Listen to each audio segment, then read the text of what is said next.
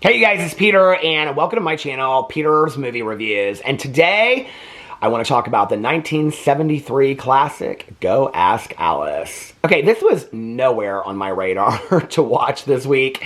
Nowhere on my radar at all.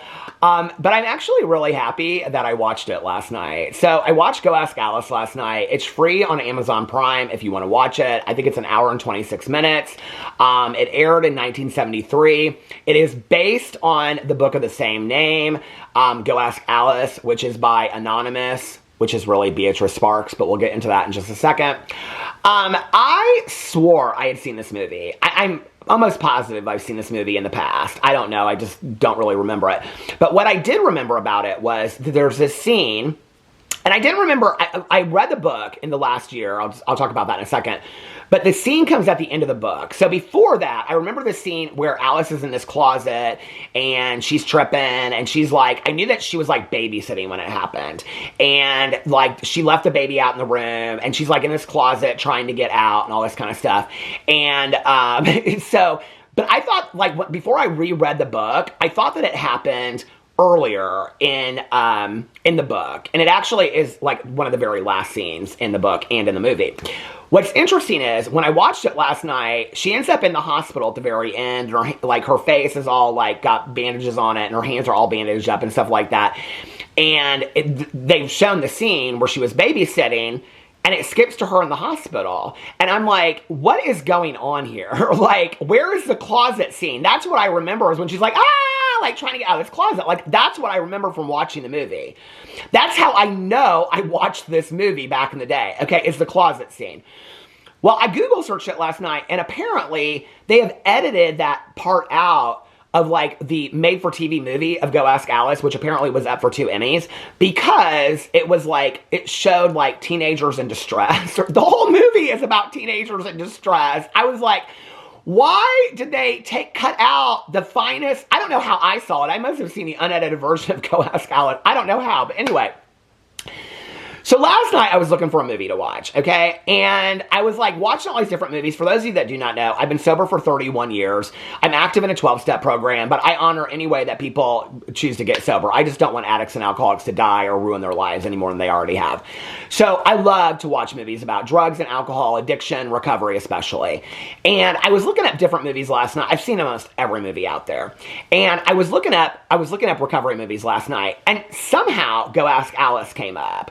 And I was like, oh, I should watch this. Because on some of my other channels last year, I have become weirdly obsessed, okay, with Go Ask Alice again. So this is how it started. For those of you that do not know, I have a daily vlog channel where I sit on my front porch and I vlog every single day, okay? Like, I think I missed 3 days last year. And I just talk about my life for like an hour, hour and a half. I drink coffee, I light candles. It's just like having a talk with a friend on FaceTime, okay? And I just randomly talk about stuff from my past, things that are going on in my life right now. I'll link it in the description box below for anybody that's interested in checking it out. But anyway, it's called Peter Vlogs. I was talking, I don't remember exactly how this all went down, but sometime last year I was talking about the book Go Ask Alice, okay? And then it turned into, it might have been 2 years ago, and how I wanted to do this, like, I was talking about Go Ask Alice in one of my videos, and somebody commented and said, did you know that the book was, I knew the book was fake, okay? I knew that. I knew, like, and I've read the other ones, like Jay's Journal, and It Happened to Nancy. There's all these books. So Go Ask Alice is this found diary, okay, where Alice dies at the end from a drug overdose, and like her parents find her diary, and to help the world of teenagers out with drug addiction, they decided to publish the journal, the diary, okay? And the book is called Go Ask Alice, and it references the Jefferson Starship song, White Rabbit, okay? Her name is not Alice. She never refers to herself as Alice in the book. They call her Alice in the movie, but nowhere in the book does she ever refer to herself as Alice. You don't know her name in the book, okay? So I looked that up last night too. It comes from the Jefferson Starship song, Gracie Slick and Jefferson Starship, White Rabbit. Okay, so anyway, so the book came out and I was talking about it, like reading it in high school, my friends and I passing it around. I don't remember, I know I finished it in high school, but like when I read it this time, there was so much of it that I had forgotten. So anyway, I was talking about it before I reread it. I was talking about it on my vlog one night, and somebody commented and said, did you not know that the whole book was fake and that it was Mormon propaganda? I feel like everything goes back to the Mormon church. Like, I really do. Like, all these true crime documentaries, it's like all a bunch of weirdness with the Mormon church. But anyway, and that Beatrice Sparks, who wrote Go Ask Alice, was, she was this, what do you call it? This, like, Mormon youth minister. And so she, like, with the Church of Latter-day Saints supporting her, wrote Go Ask Alice. And it was supposed to be, like, this warning sign about kids doing drugs, okay? Well, I didn't know that. Like, I knew it, I found out it was fake, I think, but I didn't know all that about it. Well, then I got real interested. Well, like, 2 years ago, this really, like, famous book came out, and it was like this deep dive into who is Beatrice Sparks, Go Ask Alice, and how, like, Beatrice Sparks was trying to take on, like, addiction, teen pregnancy, satanic panic in the 70s and the 80s and all this kind of stuff. And that's why she came out with all those books. Jay's Journal is actually, I think, about a kid that falls into the occult. What she did with that, she actually got sued on this stuff. So she, like, took this real kid's journal, and then she took, like, the first 100 pages of it at his parents', you know, like, their agreement, and then she faked the rest of it. So Go Ask Alice is completely fake. I hope I'm not ruining this for anybody. But she made the whole thing up. There was no girl that wrote Go Ask Alice a diary. It is not a found diary. The whole thing is fake, okay? Well, I did a video on my drama channel about it because I was real interested in it. And then at some point around there, I reread the book. I had totally forgotten about this book, okay? Like, all of it goes into the beginning of it. We'll just call her Alice for practical purposes because that's what she's called in the movie. Okay. You know, Alice, like, she's a good girl in this hometown, and then she moves, and then her grandma dies, and then all this stuff, or grandpa dies, or somebody dies, I don't know at the beginning of it, and then her dad gets a new job, and she's pissed, and then she makes this friend. I mean, it's so different than the movie. The movie's actually on its own. If you've never read the book, it kind of holds on. It holds its own. But they skip this entire part. So she becomes friends with this girl named Beth. And Beth is like a goody-goody. Okay, this is like in the early 70s. I would have been 1 year old when this movie came out. I was born in 72. So Beth is like a goody-goody, okay? And so, like, they're goody-goodies together. And, like, Alice is always like, do you think we'll get married one day? And Beth is like, I don't know. Like, I just want to get into college. I'm focused on my schools and stuff like that. Anyway, and then there's all these, like, really weird, like homo kind of erotic vibes throughout the book and the movie, okay? Like, I don't know if Beatrice Sparks was a lesbian or not, but, like, I think she wanted her characters to be. Because Alice is, like, in the movie, she's kind of looking at Beth like, like, I'd lick it. But she, like, but it never goes there, okay? In fact, in the book, they leave this whole part out. In the book, she goes to this treatment center, and she meets this 14-year-old named Babby. And Babby was, like, a street prostitute, and Alice feels real bad for her. And then she's like, and Babby's, like, chewing gum, and she's like, so, should we hit it? And she's like, no, I'm not a lesbian. Anyway, so, like, in the book, Alice gets hooked on drugs by these two guys named Richie and Ted. Richie's her boyfriend, and she meets this girl named Chris that works in, like, this music thrift store. And then her and Chris become, like, they're cool. They wear, like, these floppy hats, and they're real cool and stuff like that. And they're, like, down, okay? They're down. They, like, trip and smoke weed and eat pills and all this kind of stuff. And so then Chris and Alice are dating Richie and Ted, okay? But then they find out, in the book, I think they turn him into the police. Like, Alice gets busted in the book. They don't talk about it in the movie. She don't get busted in the movie. But in the book, her dad tries to get out of her. In the movie, her dad is clueless. In the book, her dad's not as clueless. Her parents are clueless, but, like, in the movie, like, her mom is like, at the beginning of it, she's like, oh, Alice, is that why you're upset? Because Judy got a boyfriend? And she's like, no, Mom, I'm a lesbian. But she doesn't ever say that because she's not really a lesbian. You can tell Beatrice Sparks don't like nobody that's gay. Okay, like, that comes out fully in this book. Like, the two most evil people in the book, I thought this was so weird in the book, but then it also comes out in the movie, too. They actually kind of show it in the movie. Alice shows up at Ted and Richie's apartment, and they're, like, doing it. And they, like, come into the door, like, with their shirts off, and they're like, who was that? And then Alice is like, her and Chris hit it to San Francisco, okay? I'm kind of weaving them together. And Alice is like, I can't believe that Ted and Richie did that to us. And Chris is like, yeah, like, I can't believe it. Like, she knew all along or something like that. And then Alice is like, and how many other girls? And I'm like, they were fucking each other. Ted and Richie were fucking each other. In the book, she says it. That they were, like, gay hustlers that were working for this deal. Like, Beatrice Sparks makes it out so bad on these gay guys, right? So now you got Babby, the 14-year-old street prostitute that wants to be a lesbian with Alice. You got Ted and Richie, okay, that are doing it up the butt. The book is so bad but so good at the same time. Okay, but then there is a huge part of the book where Chris, and I mean, it's like a year and a half of the book, I think, okay?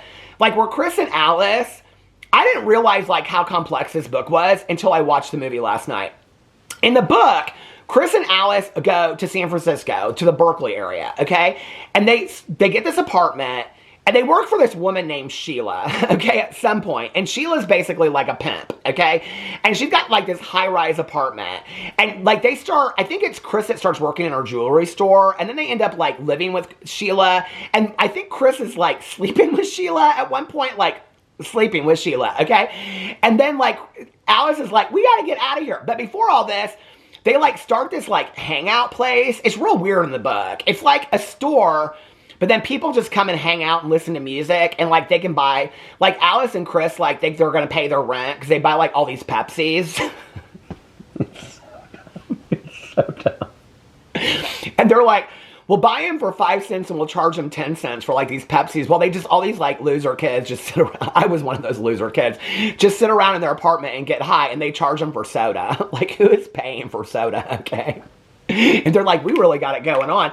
And they're like, Chris, Alice, like, you guys really know how to decorate. Like, you should, like, go to, like, you should be in decorating. They're like, yeah. Like, they're living the dream in San Francisco, okay? And they've decided that they're going to, like, go clean. They're not going to use drugs anymore. But then Chris starts working for Sheila, and then Sheila gets her high all the time. And then I think that Sheila starts pimping him out or something like that. But anyway, in the book, Chris just kind of goes missing all of a sudden. Or she's like, I gotta go home. I think Chris goes home in the book. And then Alice is like, oh, but I can't because my parents will hate me. So then all of a sudden, Chris is like, or Alice is like in this park. She like wakes up out of this dream in this park in San Francisco. She had lost her apartment, her Pepsi store. She's lost Sheila. She's lost everybody.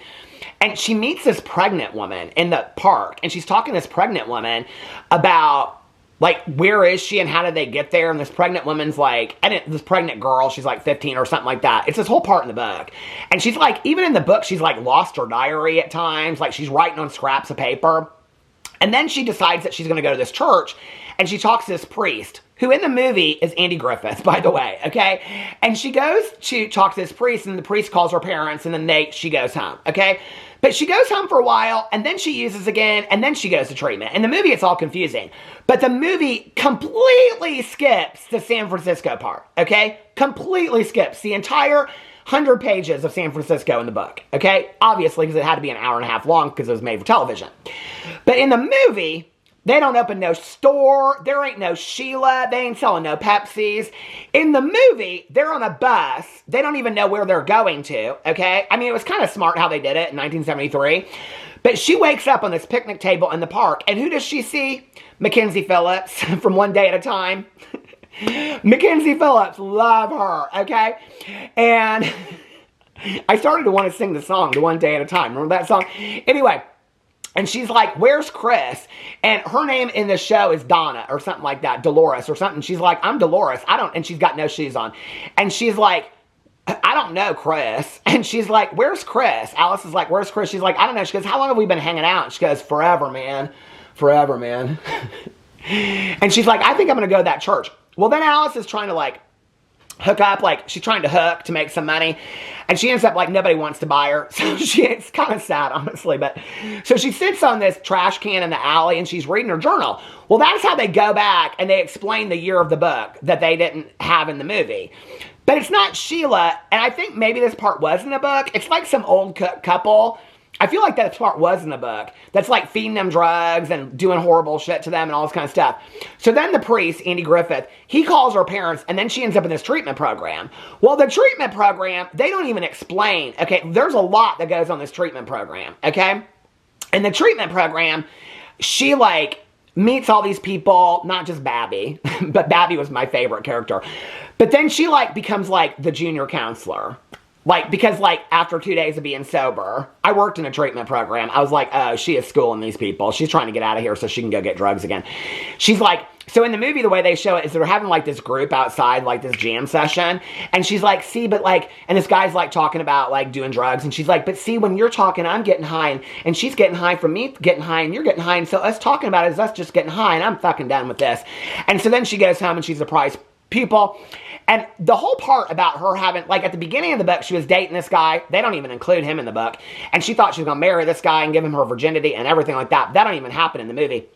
And then her dad's intern, because her dad's a college professor, he like is at the very end of the book, but at the very end of the movie. But in the book, he's like a big part of it, and she can talk to him. His name's Joel, and all this kind of stuff. So then she gets out of treatment, and they have this birthday party for her, and all this kind of stuff. And then is that when she ends up? And then so then he like drops her off at school. This is the very end of it, okay? And I was like, this is the end of it. And so he drops her off at school, and she like kisses him goodbye and all. He had like an old timey car. It was like this. I was like, was people really driving those cars in 1973? I don't think so. But it was like a real old timey car, like a boxy car. And she gets out and she kisses him, and then she walks in the door. And I was like, oh, they're gonna let her have it. They're gonna dose her in the water fountain. I knew it. And then she walks up the door, and as she turns around, she like leans up against the door like this, and then she's like. And that's the last you ever see of Alice in the movie. And then after that, her mom, you hear her mom. Her mom's name is Barb or something like that. And her mom says, Alice passed away that following fall. I was like, girl, she made it that long. I thought they were going to let her have it the second she's back in school. What killed me about it was that her dad was a college professor. They apparently loved her. She kept on asking to be transferred schools, and they would never transfer her schools. They kept on saying, you can handle it, you can handle it, you can handle it, you can handle it. And they kept on putting her back in the lion's den. In the movie, they show it more in the book. The movie was so bad, but I will tell you this, one thing that came out of it, okay? Why have they not done a remake of this movie? Like, I think, okay, like TV shows like Euphoria, I think are fantastic, which apparently today the trailer came out. I haven't seen it. But TV shows like Euphoria are fantastic, okay, that I think show the reality of it. Can you imagine? I mean, this is the only movie adaptation of Go Ask Alice. Now, I looked it up last night to see why they've never done another movie adaptation. And what they said was because it got so criticized for being fake and being fraudulent, okay? I don't care. This movie is a banned and challenged book, as it should be. No, it shouldn't be. On my BookTube channel, I'm reading all banned and challenged books, but this book was fake. That's why it should be. I mean, there's a bunch of these memoirs out there now. I love them. I read them all, but the true stories of, addicts and alcoholics. But I wish somebody would remake this movie, okay? And like, I mean, can you imagine? Like, it would be made in 2026, okay? But they would film it like it was still in the 70s. I would live for this movie to come out today. Oh my God. The real thing, though. Make it a 3-hour movie. Have her and Chris selling Pepsis at their store in San Francisco. Sheila, the whole 9 yards. I want all of it, okay? There was a whole court deal that happened with Alice in here, and they didn't even show it in the movie. The movie was so watered down. And I will say this, okay? Like, for having to fit it into an hour and a half, they still kind of got the premise of the book. I was like, I thought it was going to be completely ruined. It really wasn't. I mean, it wasn't that bad. I enjoyed watching it. Like, I didn't get bored watching it.